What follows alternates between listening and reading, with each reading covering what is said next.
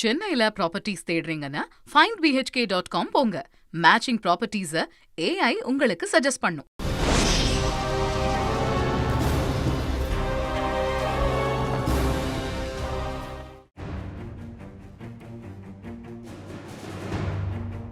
Iran தனது தோல்வியை ஏற்றுக்கொள்ள வேண்டும் என்று அமெரிக்கா வற்புறுத்தி வருகின்றது. மிரட்டுகின்றது, கிஞ்சவும் செய்கின்றது, எப்படி வேண்டுமானாலும் கூறிக்கொள்ளலாம். ஆனால் தான் தோல்வியடைந்து விட்டோம் என்று ஈரான் எப்படியாவது கூறிவிட வேண்டும் என்று அமெரிக்கா பகிரத பிரயத்தனம் மேற்கொண்டு வருகின்றது. உண்மையிலேயே அமெரிக்கா வலியுறுத்துவது போன்று ஈரான் இந்த யுத்தத்தில் தோல்வியடைந்து விட்டதா? ஈரான் தோல்வியடைந்து விட்டது என்றால் வெற்றியடைந்த தரப்பு எது? அமெரிக்காவா? இந்த விடயம் பற்றித்தான் இன்றைய உண்மையின் தரிசனம் நிகழ்ச்சியில் சுருக்கமாக நாங்கள் ஆராய இருக்கின்றோம்.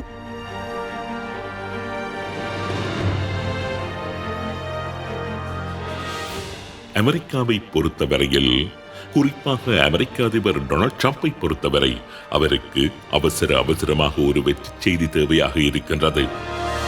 அதாவது வெற்றியை விட அவருக்கு என்று ஒரு வெற்றி செய்தி அவசியமாக இருக்கின்றது. ஆனால் உண்மையிலேயே களமுனைகளில் யார் வெற்றி பெற்று வருகின்றார்கள்? யார் இதுவரையில் சாதகமான பெறுபேறுகளை பெற்றுள்ளார்கள்? எந்த தரப்பு இந்த யுத்தத்தில் பின்னடைவுகளை சந்தித்து வருகின்றது? வாருங்கள், களமுனைகளுக்கு நேரடியாக சென்று ஆராய்ந்து ஒரு முடிவுக்கு வருவோம். ஒரு யுத்தத்தில் எந்த அளவுகோலை அடிப்படையாக வைத்து வெற்றியும் தோல்வியும் கணிப்பிடப்பட்டு வருகின்றன? வெற்றியையும் தோல்வியையும் கணிப்பிடுகின்ற உண்மையான அளவுகோல் என்ன? எந்த ஒப்பீட்டின் அடிப்படையில் யுத்தத்தில் வெற்றி பெற்றது யார், தோல்வியடைந்தது யார் என்று முடிவுகள் எடுக்கப்படுகின்றன? இன்றைய காலகட்டத்தை எடுத்துக்கொண்டால் சமூக ஊடகங்களில் கட்டுக்கடங்காமல் வெளிவந்து கொண்டிருக்கின்ற ஃபேக் நியூஸ்கள் தான் வெற்றி தோல்வியை கணிக்கக்கூடிய மாயையை கட்டியெழுப்பி வைத்திருக்கின்றன. சில யூடியூப்கள் தான் பரபரப்பான சண்டைகளை நடத்தி கொண்டிருக்கின்றன. நான் அறிய இஸ்ரேலிய பிரதமர் பெஞ்சமின் நெத்தனியாகுவை இதுவரை 7 தடவைகளுக்கு மேல் சமூக வலைத்தளங்கள் கொலை செய்துவிட்டன.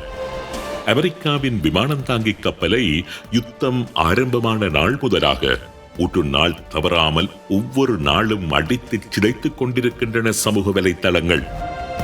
நம்பும்படியான காட்சிகளை வடிவமைத்து போரின் போக்கு பற்றிய மாயையை பலரும் ஏற்படுத்திக் கொண்டிருக்கின்றார்கள். உண்மையிலேயே நெத்தனியாகு என்பவர் ஒன்று வானத்தில் இருந்து வந்த தேவதூதர் அல்ல. அவரும் என்னையும் உங்களையும் போன்ற சாதாரண மனிதர்தான். அவர் மீதும் குண்டுகள் விழலாம். அவரும் மரணத்தை அடையக்கூடிய ஒரு மனிதர்தான். ஆனால் நான் இங்கு உதாரணம் காண்பிக்க விரும்புவது என்னவென்றால், பொய்யாக கட்டமைக்கப்படுகின்ற ஒரு செய்தியை அடிப்படையாக வைத்துக் கொண்டு ஒரு போர் பற்றிய வெற்றி தோல்வி முடிவுக்கு தமிழ் மக்கள் வந்துவிடக்கூடாது என்பதை சுட்டி காண்பிப்பதற்காகத்தான். அமெரிக்காவின் விமானம் தாங்கி கப்பல் என்பது ஒன்றும் புஷ்பக விமானம் அல்ல. ஈரான் ஏவுகின்ற ஏவுகணைகள் கப்பலில் விழுந்து வெடித்தால் அந்த கப்பல் வெடித்து சிதறத்தான் செய்யும். ஆனால் உண்மையாக அது நடந்ததா என்று பார்க்காமல், தேடாமல், தேடி அறிந்து கொள்ளாமல் வெறும் சமூக வலைத்தள பதிவுகளை மாத்திரம் கணக்கில் எடுத்து ஒரு முடிவுக்கு வருவதென்பது இந்த ஈரான் அமெரிக்க யுத்தத்தை கடந்து ஒரு ஆபத்தான அணுகுமுறை. மற்றவர்கள் ஒரு யுத்தத்தை பார்ப்பதற்கும் தமிழ் மக்கள் ஒரு யுத்தத்தை பார்ப்பதற்கும் நிச்சயம் வித்தியாசம் இருக்க வேண்டும். தமிழ் மக்கள் ஒரு யுத்தத்தின் அத்தனை அங்கங்களையும் அனுபவித்து கடந்து வந்தவர்கள். ஒரு யுத்தம் என்றால் எப்படி இருக்கும் என்று அருகில் இருந்து பார்த்தவர்கள். டோபிரோவாக இருக்கட்டும், நீர்மூழ்கி கப்பலாக இருக்கட்டும், விமான குண்டுவீச்சுக்களாக இருக்கட்டும், ஆளில்லாத வேவு விமானங்களாக இருக்கட்டும், கொத்தனை குண்டுகளாக இருக்கட்டும், ஏவுகணைகளாக இருக்கட்டும், இன்று போரரங்குகளில் பேசப்படுகின்ற அத்தனை போராயுதங்களையும் கடந்து வந்த வரலாற்றையும் அனுபவங்களையும் தமதாக கொண்டவர்கள்தான் தமிழர்கள். எந்த ஒரு யுத்தத்தையும், யுத்தத்தின் போக்கையும், அந்த யுத்தத்தின் வெற்றி தோல்விகளையும் எப்படி பார்க்க வேண்டும் என்ற படிப்பினையை 30 வருடகால அனுபவத்தில் பெற்றவர்கள் நாங்கள்.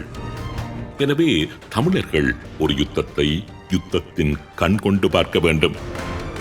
சமூக வலைத்தளங்களிலும் ஊடகங்களிலும் வருகின்ற செய்திகளை அடிப்படையாக வைத்து ஒரு யுத்தத்தை மாத்திரமல்ல, எந்த ஒரு விடயத்தையும் தமிழ் மக்கள் அணுகக்கூடாது. நாங்கள் யாராக வேண்டுமானாலும் இருந்துவிட்டு போவோம். ஈரானுக்கு ஆதரவளிக்கின்றவர்களாக, அமெரிக்காவுக்கு ஆதரவளிக்கின்றவர்களாக, இஸ்ரேலுக்கு ஆதரவளிக்கின்றவர்களாக, நாங்கள் எந்த தரப்புக்கு ஆதரவளிப்பவர்களாக இருந்தாலும் தமிழர்கள் ஊடகச் செய்திகளை கடந்து உண்மைகளை தேடுகின்றவர்களாக இருக்க வேண்டும் என்பதுதான் எனது விருப்பம், வேண்டுகோள். ஊர் சார்ந்த தமிழ் மக்களின் அனுபவங்களை அடிப்படையாக வைத்து எந்த ஒரு யுத்த விவகாரத்தையும் அந்த யுத்தத்தின் பின்னால் உள்ள அரசியலையும் தேடுகின்ற தரப்பாக நாங்கள் தொடர்ந்து இருக்க வேண்டும்.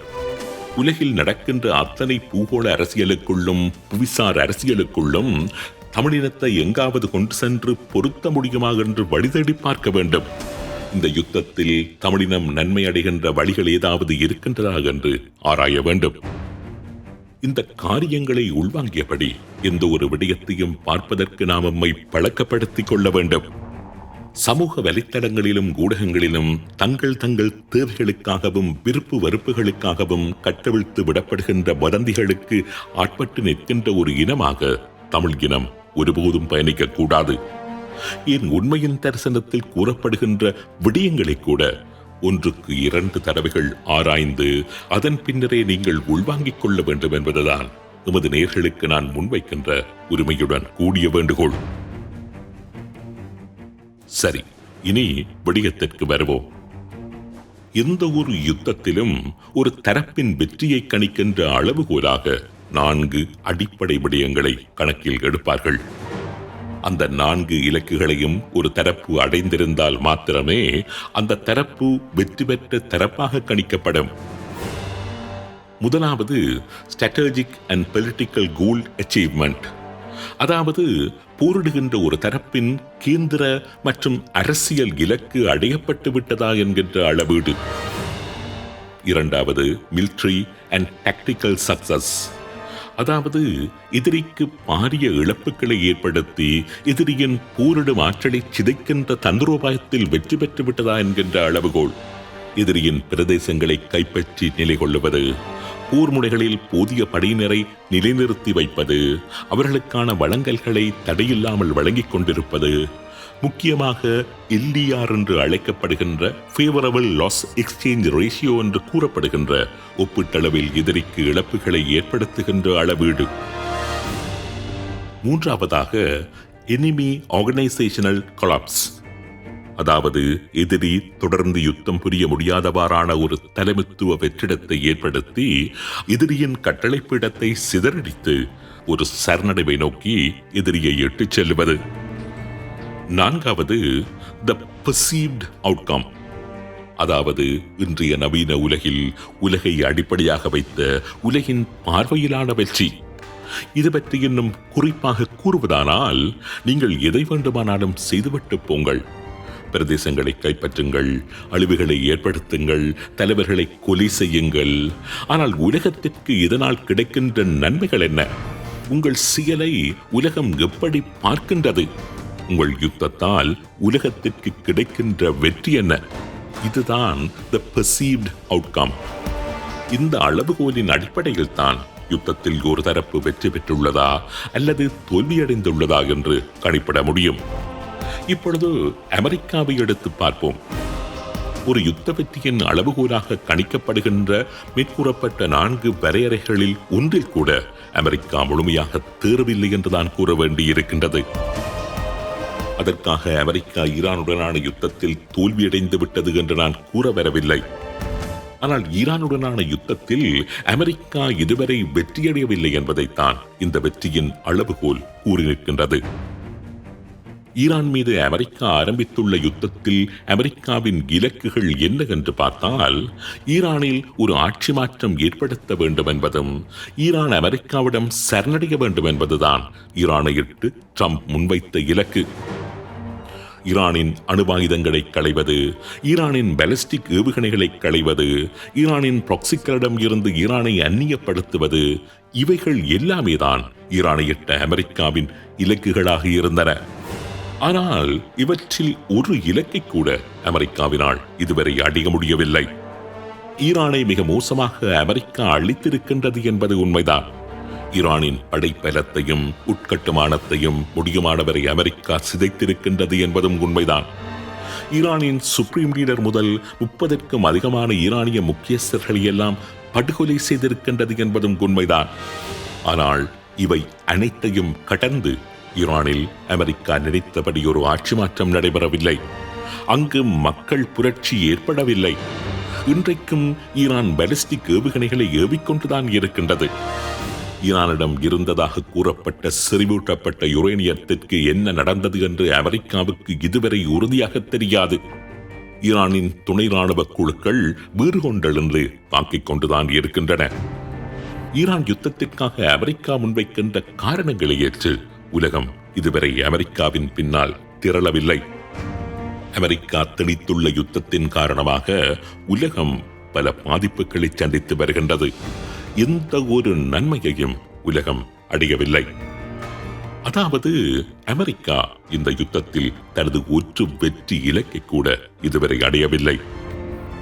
இன்னும் குறிப்பாக கூறப்போனால் ஈரானையிட்டு அமெரிக்கா யுத்தத்தின் ஆரம்பத்தில் கூறி வந்த இலக்குகளை எல்லாம் மறந்துவிட்டு ஹோர்முஸ் நீரிணையை திறப்பது எப்படி என்கின்ற புதிய இலக்கில் தொங்கிக் கொண்டிருக்கின்றது அமெரிக்கா. இதுதான் களமுனையில் ஈரான் பெற்றுள்ள ஒரு முக்கியமான முன்னேற்றமாக பார்க்கப்படுகின்றது. அமெரிக்காவின் இலக்கை ஈரான் நிர்ணயித்திருக்கின்றது. அமெரிக்கா எந்த இலக்கை நோக்கி ஓட வேண்டும் என்பதை அங்கு ஈரான் நிர்ணயித்திருக்கின்றது. ஈரானை எடுத்துக் கொள்ளுவோம். ஈரானினால் அமெரிக்கா போன்ற ஒரு வல்லரசை நிச்சயமாக வெற்றி கொள்ள முடியாது. அமெரிக்காவை அழிப்பதோ அமெரிக்காவை யுத்தத்தில் வெற்றி கொள்ளுவதோ இந்த யுத்தத்தில் ஈரானின் இலக்காக என்றைக்குமே இருந்ததில்லை. இந்த யுத்தத்தில் ஈரானின் இலக்கு என்னவென்றால் இந்த யுத்தத்தில் தப்பி பிழைப்பது, அழிந்து விடாமல் தன்னை தற்காத்துக் கொள்ளுவது, இந்த யுத்தத்தை முடியமானவரை நீடிப்பது, எதிரியை களைப்படைய வைப்பது, எதிரிக்கு பொருளாதார நெருக்கடிகளை கொடுப்பது, உலக நாடுகள் வழியாக ஒருவித அழுத்தத்தை கொடுப்பது, தன் மீது வலிந்து திணிக்கப்பட்ட யுத்தத்தை சமாளிப்பதற்கு ஈரான் கையாண்டு வருகின்ற தந்திரோபாயம் இதுதான். இந்த தந்திரோபாயத்தில் இந்த இலக்குகளை அடைவதில் ஈரான் வெற்றி பெற்று வருகின்றது என்பதில் சந்தேகம் இல்லை. இதுதான் கடந்த ஒரு மாத கால ஈரான் அமெரிக்க யுத்தத்தின் இன்றைய கள நிலவரம். நிலைமை நாளை எப்படி வேண்டுமானாலும் மாறலாம், என்ன வேண்டுமானாலும் நடக்கலாம். ஆனால் இன்றைய கள நிலவரம் இதுதான். இந்த கள நிலவரத்தில் நாங்கள் மற்றொரு ஒப்பீட்டையும் செய்தாக வேண்டியிருக்கின்றது. அதாவது ஈரானுக்கும் இஸ்ரேலுக்கும் இடையிலான ஒப்பீடு. அந்த ஒப்பீட்டை அடுத்த உண்மையின் தரிசனம் நிகழ்ச்சியில் விரிவாக ஆராய்வோம்.